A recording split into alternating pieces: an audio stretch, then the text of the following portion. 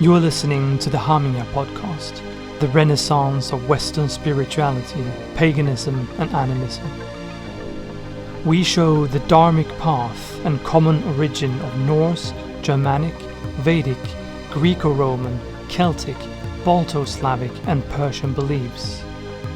We also draw parallels to the Proto-Indo-European worldview and the ancient beliefs we call the religion with no name. The Hamingja Podcast weaves the threads together to understand where we come from and let our true nature empower us in everyday life. We don't have to turn to the east. The answers were always right here. We are all pagan by instinct.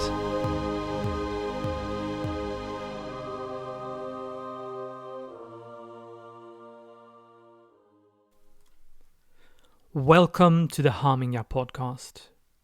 As we all know, paganism and Indo-European spirituality is all about oneness with life and nature, looking at where nature and the seasons stand right now and what tools we need to bring out to prepare for what's next. Simply how nature reflects within ourselves, how macrocosmos reflects in the microcosmos. And considering where we on the northern hemisphere are at right now, we definitely need some celebrations. In ancient Athens, 120 of the days of the year were festival days. So let's follow their example and celebrate. Let's have a look at where we're at during the year and what that means for us. We have Imbolc coming up on the 1st and 2nd of February. The new lunar year. That's a Celtic holiday celebrating the arrival of spring. But the Celts weren't the only ones celebrating this time of year. Many Dharmic peoples, of course, observe the arrival of better times. That's natural when the light is noticeably returning. So here we'll see what us Indo-Europeans have in common.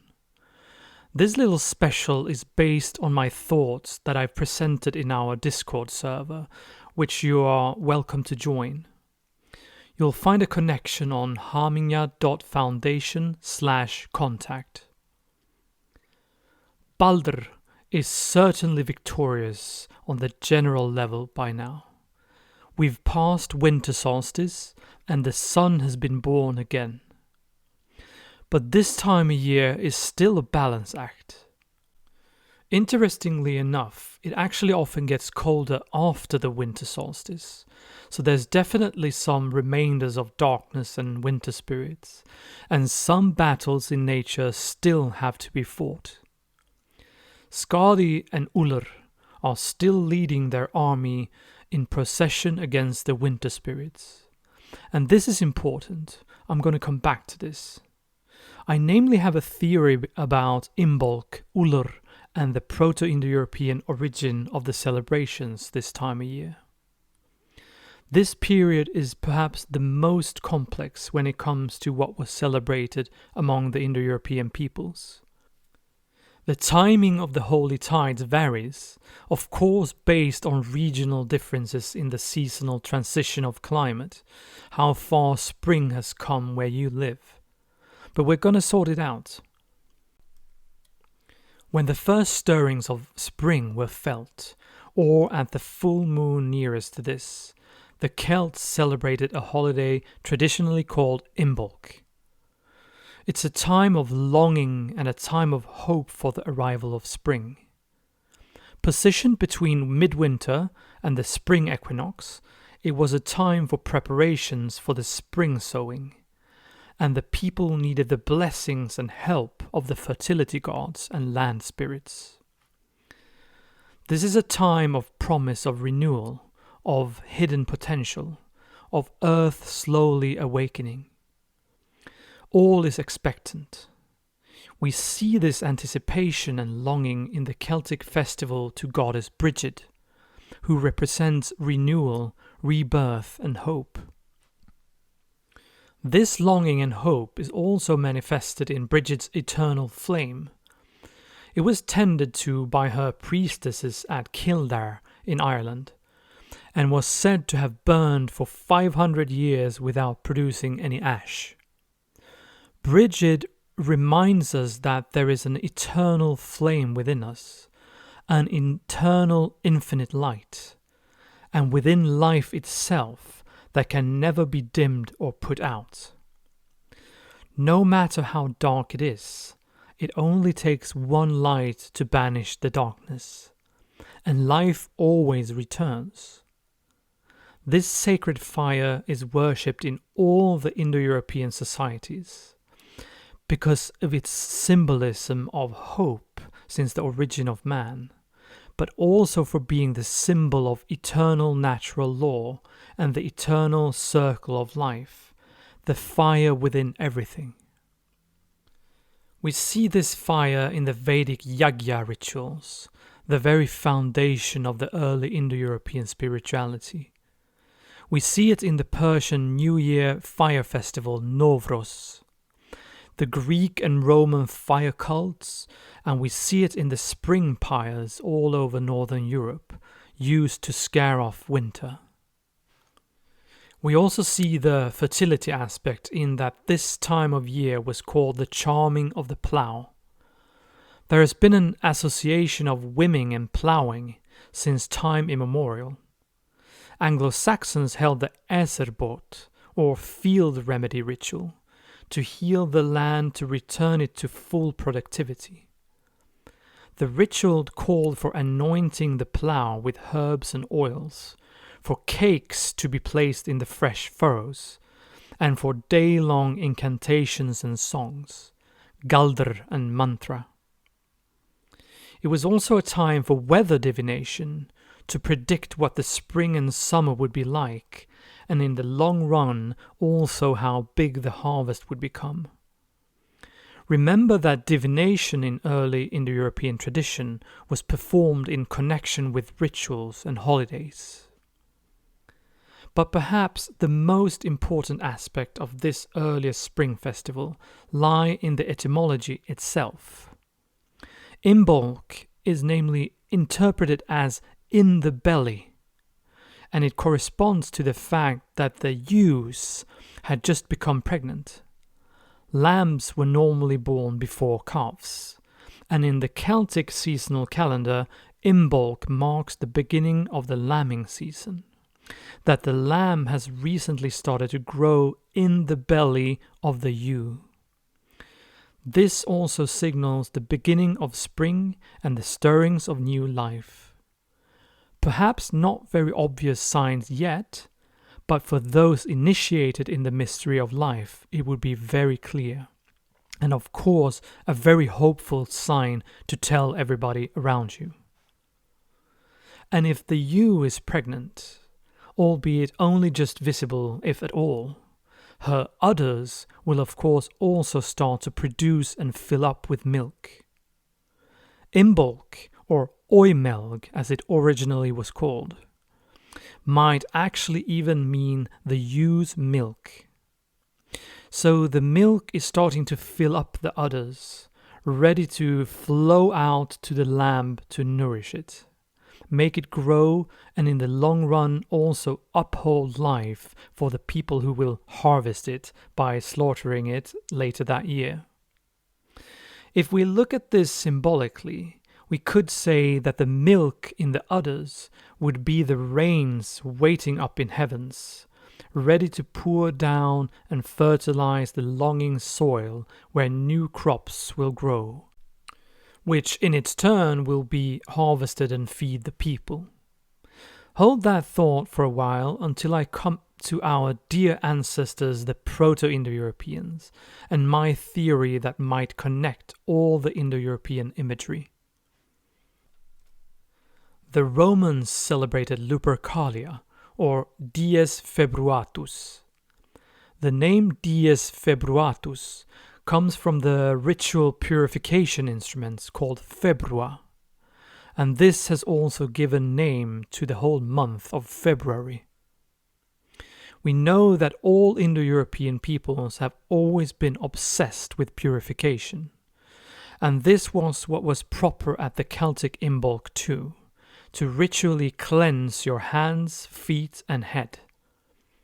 Lupercalia was a pastoral festival to purify yourself and your area with the holy rain, and to promote fertility of the land.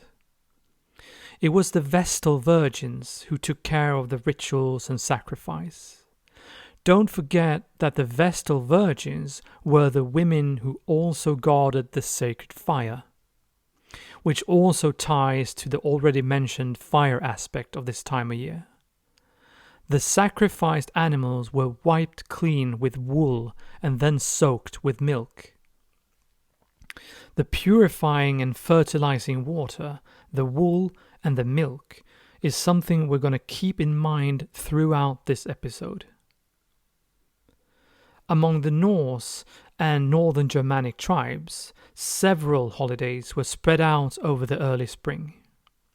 Once again, the timing of these holy tides varies based on regional differences in the seasonal transition of climate, as well as in the different timekeeping and calendar methods that were employed. In correspondence with the Celtic Imbolc, the Norse celebrated Dísablut. It was a blot to honor the Dísir, the female aspect of the divine, all the female land spirits and the ancestors. The Dísablut is about the longing for spring, for life and warmth. Since Dísir are female, there's obviously a connection to Mother Earth and the anticipation of everything that lives around you to become fertilized and impregnated. And for us to receive new gifts from the earth, we should put back an offering of what we've taken from the land the year before. This should be in the form of something made from grains, bread, beer, cakes, cookies, or even the grains themselves. After all, this is the time to get ready for sowing, in a double sense. We honor the female gods Jord, Freya, Skadi, and the landwights. The blot has a very strong familial focus, celebrating the Dísir, who were also believed to be the female spirits of the home. In many homes, every candle was lit to honor the Dísir, and a sacrifice of the very best food and drink in the house was offered. It's a day of remembrance and honoring the females that passed over, and to thank them for their loving protection. The wife of the house proposed a toast to Eldborg, a Norse name for the goddess of the hearth. Here we once again have Vesta or Hestia, the goddess of the hearth. She seems to be one of the oldest goddesses. Even the Proto-Indo-Europeans worshipped her as Vestia. So here we anew see the fertility aspect and the fire symbolism. For some of the Norse tribes, mainly in Iceland, one of the evenings during the Dísablut was called Thorablot or Thorablot. This blot was named after the month of Thori, lasting from mid-January to mid-February. It was a dinner where Thor and fertility was honored, and the participants gave speeches and recited poems. In this blot too, fire was central. The Kalevala epos is neither Norse nor Germanic, but it is from the Nordic countries. And there we read, "Rise land from slumbering, creator's grass from sleeping. Let stem grow stems, and stalks grow stalks. Send up shoots by the thousand, spread sprouts by the hundred, as a result of my plowing, my sowing, especially of my toil." So we see clearly what this period was all about all over Europe. In Greece, this month was called Gamelion, the wedding month. The word of course stems from the word gamos, marriage, that I've mentioned so many times in the term hieros gamos, the holy marriage between Skyfather and Mother Earth. The Greeks too obviously realized that this was the time of the year when the heavens fertilized the earth. So this was the perfect time for your own marriage. If nature is getting married and pregnant, then so should you, to get the best blessing. There was a festival dedicated to Hera Gamelia, the goddess of marriage and motherhood, since she was symbolically getting married to her brother Zeus, one of the Sky Fathers, and equivalent to the Norse Tiwas or Tyr. And from now on you got to pay even more attention. In the Greek myth, the god Uranos, another symbol of the heavens, is married to Gaia, Mother Earth. And their son, Kronos, that's to say time itself, castrates Uranos. He cuts off his genitalia and so to say makes him powerless. One could say that the time works against winter this time of year. Time wins the battle on the behalf of spring. The skies open up and all the blood and semen flows down to fertilize the earth, of course in the shape of rain. And this is where we come to the Proto-Indo-Europeans and my theory of how it all fits together. At the Lunar New Year, the Proto-Indo-Europeans, who of course are the origin of all of this, celebrated a festival called Welne, also positioned halfway between the winter solstice and the spring equinox. Welne was a festival in the honor of the god Welnos. Welnos is often called Shadow Father, or the nighttime sky, even darkness. The name Welnos is etymologically related to Elysium and the Eleusinian mysteries in Greece, the initiation rites by the agrarian cult of Demeter and Persephone, where Mother Earth, Demeter, mourns her daughter Persephone, who's stuck in the death realm, and we need to bring her back from death, meaning that we get summer life and growth back. So here too we have the connection to spring, killing off darkness and bringing life back and fertilizing the world. Now, the continuation and Indo-European equivalence of Welnos is the Vedic Varuna, the Greek Uranos, the castrated god that I've already mentioned, the Anglo-Saxon Ullr, and the Norse Ullr. Varuna is one of the major Vedic gods, mentioned already in the earliest Veda scriptures as a god of rain, flooding, and sea. He is that which surrounds, covers, or binds together. He is the river encircling the world.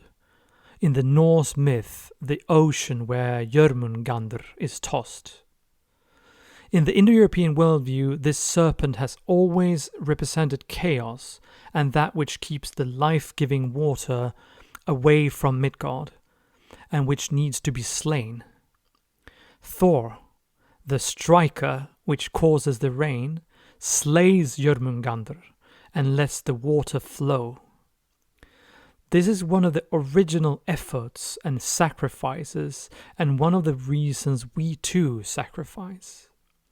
So with Varuna being the life-giving water or rain, it's no surprise that his name derives from the Sanskrit verb vers, to moisten, pour, drip, or even to rain. So Welnos is the equivalent of Varuna, Uranos, and Ullr. And you remember I said earlier that in the myth Uranos is married to Mother Earth, but has his genitalia cut off by the passing time, and the, quote, rain pours down and moistens her. Welnos also stands between heaven and earth, fighting Perkunos to change the seasons. Perkunos is the equivalent of Fjörgyn, which later changed his name to Thor. He is the striker. You can hear that since the word percussion stems from this word. So not only is this sky god fighting Kronos, he's also fighting Thor, who wants to strike with his lightning and ignite the spark of spring. There's no doubt that Mother Earth wants to be fertilized, and Welne's Varuna Ullr has the odds against him. Interestingly enough, the root whale also has to do with striking. So there's obviously a final battle going on between the winter spirits and the summer spirits this time of year. Now, this is where my findings get even more intriguing. Both Welnos and Ullr derive from the Proto-Indo-European word Welne, meaning wool. Let's start with Ullr. The Indo-European gods always come in pairs, since they are complementary forces. So there's one male and one female aspect of the same course of events. Ullr and Skadi belong to each other.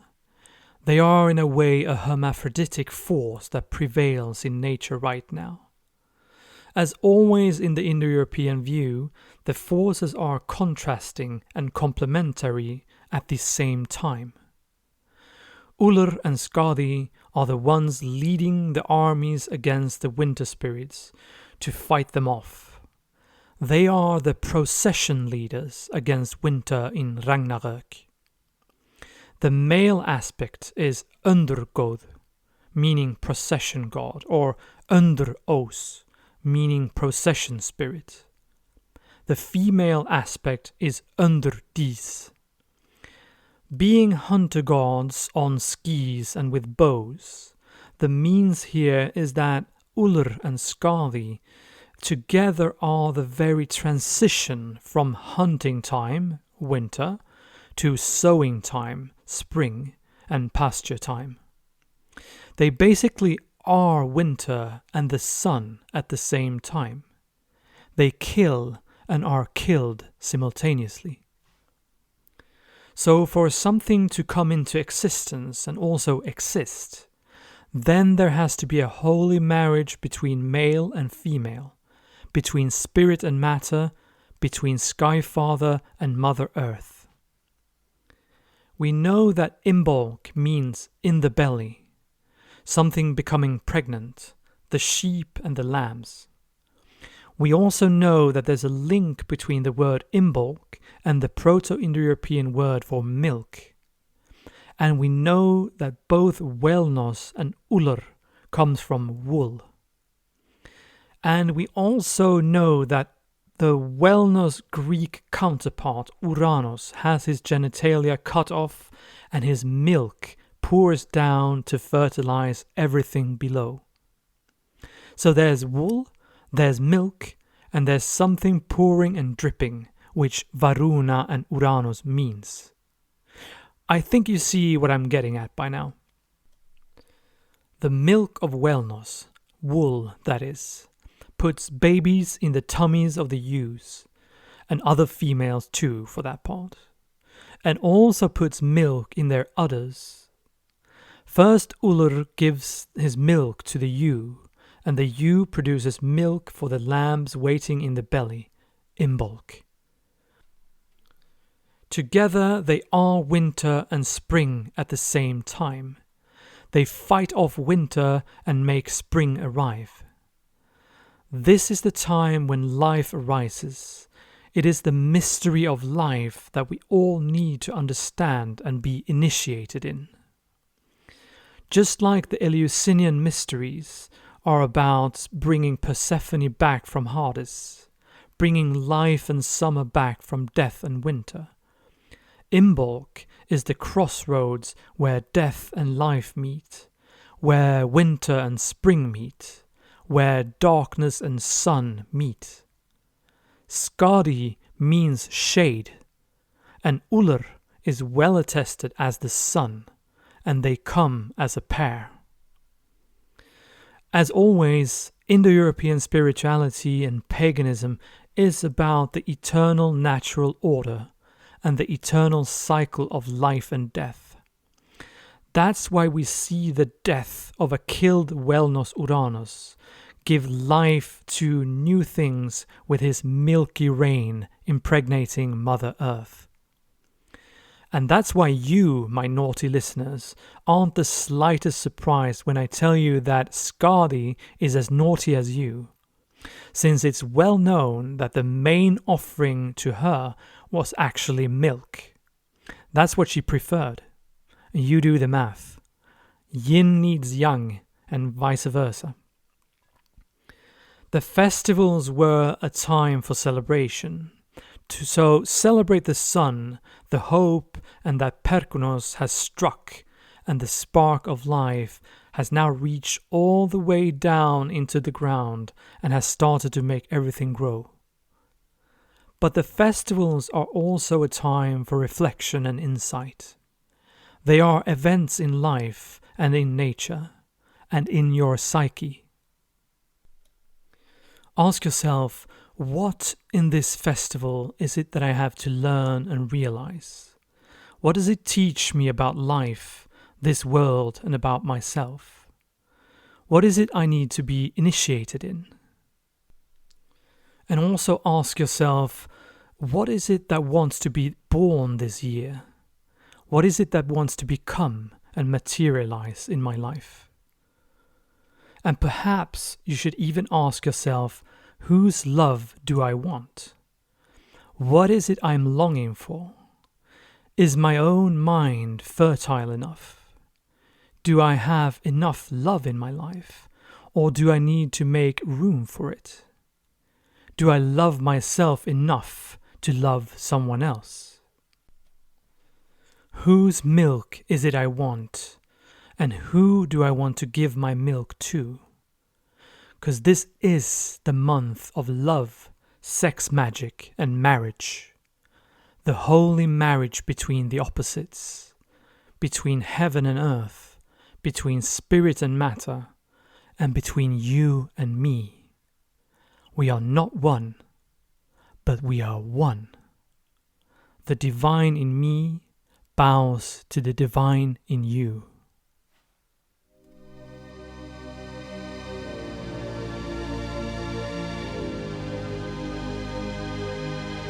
I want to thank you for listening. Make sure to subscribe so you increase your Hamingja straight away. You will find more information about the podcast and the foundation on hamingja.foundation. You will also find us on Instagram, Discord and YouTube, and more platforms will follow. Feel free to contact us if you have questions, requests or need guidance. I hope to hear from you soon and that you'll tune in next time. And until then, seek not the religion of your ancestors. Seek what your ancestors sought.